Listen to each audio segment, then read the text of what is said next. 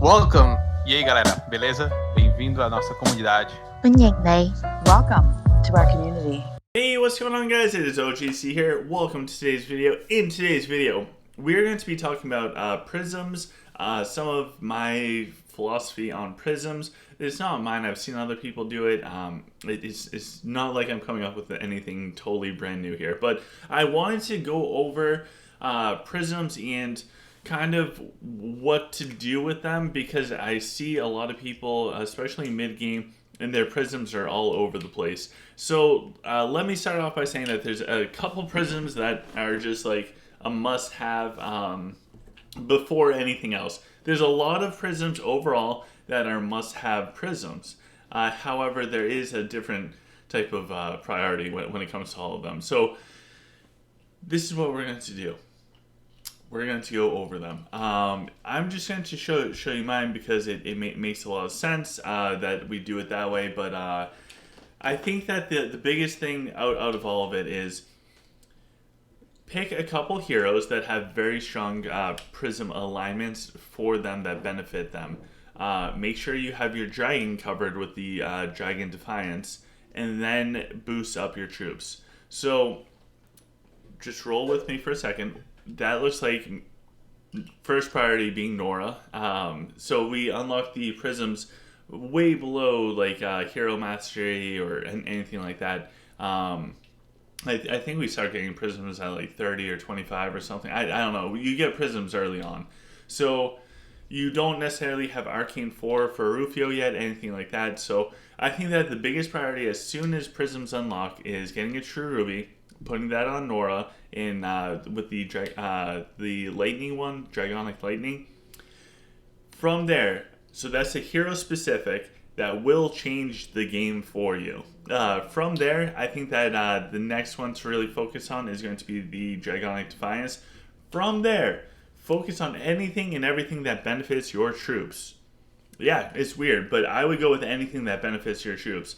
As you get more and more prisms, as you get hero mastery and everything unlocked, then you can consider going for wave power for Rufio. Then you can consider doing whatever it is for Avril or Valari. I think that's all great stuff. Doing intimidation on Balrog, all of that is absolutely amazing.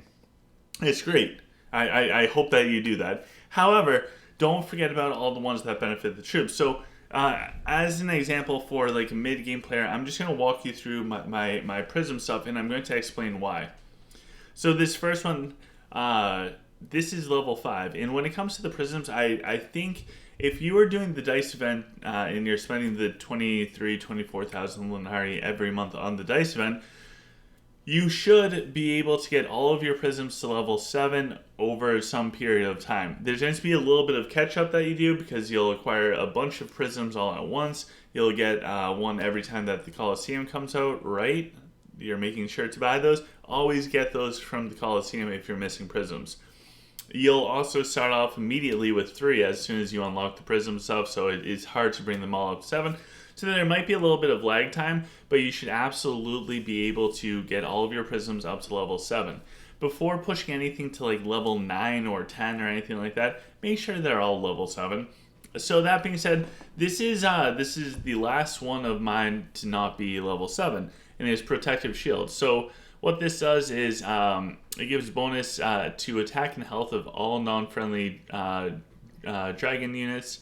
All non-dragon friendly units. Quite a difference between those two descriptions. So it benefits all the troops by 2.4%, and at the start of battle, all of our troops gain a shield equal to 4.8% of the unit's max health for 15 seconds. So this is great for a little bit of extra health in attack overall, and also give a shield to stuff. This one's probably the least important of all of them. You might not even need to run with this one. I just happen to like it. But since this is like the least important of them all, that's how come it's on our only level 5 prism. Next we have Dragonic Defiance. This is at 6. Someday I'll bring this up to 7. So I guess I have 2 that aren't 7. This one's 6. It's good enough. So Dragonic Defiance, this one is probably the second most important one. Probably the second one you should focus on as soon as prisms come out. First being Nora with the True Ruby. Second is this one. So this one will offer some additional health for the dragon. It happens to be 8.8% at level 6 for the Prism. And what it does is the dragon will receive a 95% damage mitigation shield for 7 seconds when their health drops below 10%. This is massive. If you guys have seen my replays, probably earlier on, like around cast level 30 to 35, when my dragon just would not die and the dragon would just win the fight for me. It's all centered around this Prism in particular, where it's just going to get a period of time, about 7 seconds, where if we're fighting anything other than Lich, it's going to be extremely hard to actually take down the dragon in those 7 seconds. Having 95% mitigation, that's pretty significant. So this is a great Prism. I highly recommend this one. The next one is Heroic Alliance. This, I think, is a massive one for when you can do this. So what I mean by that is this isn't necessarily like the first priority as far as prisms go. I would pick for humans, I would pick like Guardian over this, and or Wave Power for Rufio. But this is a really good prism. We should all get it. It's just a matter of when do you get it. And I think that's part of the confusion mid-game with the prisms is we're trying to do everything, but we don't have enough prisms. They aren't up high enough, and we don't have enough true shards. So I think that's part of what I'm seeing. So anyways, what this does is it increases the attack and health of all friendly units. That's cool. But then it increases the attack and health of all friendly heroes. That's amazing. I will gladly take that any day and all day. So let me just see where our last couple are. All right, I'm not seeing it right here yet, so that is okay. So we have Heroic Alliance. Now we're going to jump into the troop-specific equipment. I highly recommend this for mid-game as far as your Prism focus. So this is under the assumption that you're using both melee and ranged troops. I think the only race that might not be doing that is Sylph. But anyways, the Rapid Strike falls under that category of the troop prisms. And how come it does that is because it benefits all of your troops by 4.2%, but then it also increases the attack and health of ranged units by 8.4%. That is massive. And it's not just that one prism that's what we do, but there is actually a bunch of them. So we look at Tiny Mighty. This is great for humans. This is great for Rockin'. It also offers 4.2% bonus to the attack and health of all your troops. But also, if you're putting out their non-large, non-massive units, they also get 8.4% bonus to their attack and health. This will stack with the Rapid Strike. The next one that we have is, there's all the good ones, is Warrior. So it increases the attack and health of all units, which is great. And then it increases the attack and health of friendly melee units. So this and the Rapid Strike, which I think is here. Rapid Strike does your range. Also, the Warrior does your melee. The initial bonus, like the hero bonus to that 4.2% for the level 7 prisms, those will stack. Those will just keep stacking up. So between these two prisms, all of a sudden, all troops get a 8.4% bonus. Melee troops get another 8.4% bonus. And with the Rapid Strike thing, your range gets 8.4% bonus on top of everything. So between these two prisms, all range, all melee essentially get almost 17% bonus. That's pretty huge. That is pretty huge. Another huge one is Guardian. So having the race-specific prism is massive. So for Guardian, this is a true emerald, and it increases the attack and health of all your units, which is that's pretty good. Next, it increases the attack and health of friendly humanoid units by 11.2%. That's massive. So we take the Guardian, we throw that on with the with the Tiny Mighty. All of a sudden, all of our humanoid troops are getting, what is that, 9 plus 8 would be 17, plus the 11%. So between the Guardian and Tiny Mighty, all of our troops are getting just shy of 30% bonus to their attack and health. That's pretty huge. Combine that with the Rapid Strike and the Warrior for the melee and range troops, which is offering an extra 16.8% or whatever. All of a sudden, all of our troops are getting a total of 47% bonus attack and health. 47%. That's massive. So having the right prisms to benefit all of your troops, besides the Rapid Strike and Warrior, because that's whatever, that will help you out tremendously. So even if, for where I'm at, if I'm going up against somebody that has a bunch of stuff on Volari, a bunch of stuff on Avril, they have the Intimidation on Balrog, they have... They're doing everything that they're supposed to. Maybe they have the Shaman rune thing out there, or Shard thing out there. They're doing everything that they're supposed to, but they don't have these troop bonuses. That's great. Your heroes are going to do a ton of damage. Your Avril is not going to kill my dragon. Your archers and your warlocks will definitely kill my dragon. So we need to keep the troops alive. That way the troops can do a bunch of damage. Your heroes are huge. I'm not putting down Volari, I'm not putting down Avril, I'm not putting down Rufio or Nora. They are insane and they are super strong.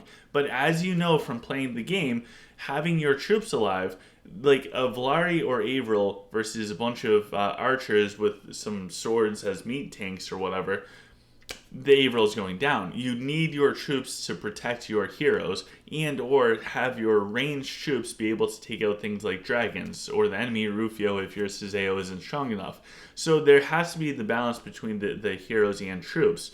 You can't do all one or the other. So my recommendation, and it's a recommendation based off of what I'm doing, is get a bunch of stuff to benefit your troops. That looks like the Rapid Strike, the Warrior, Guardian, or the race-specific one, with the Tiny Mighty, or whatever the size-specific one is, and then Turn the Tides. Protective Shield is completely optional. Turn the Tides, by the way, also offers increase the attack and max health, any damage dealt to enemy heroes or dragons. Like, it reduces the incoming damage in the first 20 seconds.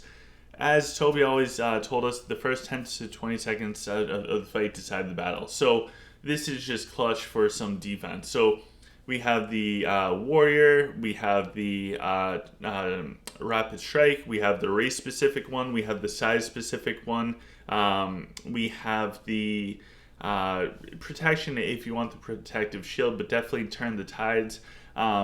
Once we get through all of those troop ones, then we can go have fun. Then we can go explore.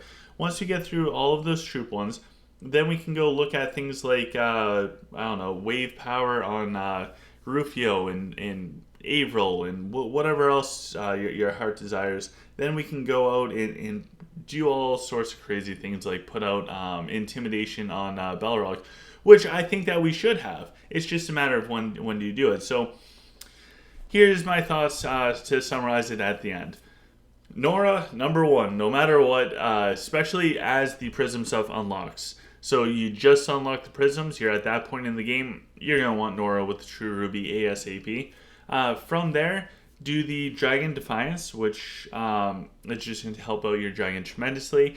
From there, boom, get all of those Rapid Strikes, you get those, the Warriors, get the Tiny Mighties, get the Guardians, get all the stuff to boost up your troops as a whole. Once that is complete, then start doing your fun stuff. You want Heroic Alliance to benefit all of your heroes, then get a Heroic Alliance. If you want to play around with the Shaman Shard, which is extremely strong, go get that. Throw Intimidation on Balrog. Throw a Wave Power on Avril. Put Arcane Fury or whatever on Volari. After we take care of our troops, then go explore all of the heroes, with the exception of Nora in the Dragon Mage set 1, the Dragonic Defiance. If you unlock Rufio before you're done completing the troop portion of your prisms, definitely throw Wave Power on Rufio because it's just insanely strong. So hopefully this makes some sense and gives us some direction for the prisms. We need to cover our troops. Our troops are our backbone. Although the dragon is everything in Art of Conquest, and I love the dragon more than anything else, and the heroes are super strong, your heroes are nothing without the troops. And your troops can do things that your heroes can't, and vice versa. Like, we have to have the balance, and we have to cover everything across the board. So with that, guys, please smash the thumbs up button, like, share, subscribe, all of that wonderful stuff. And I hope you have a fantastic day. Take care.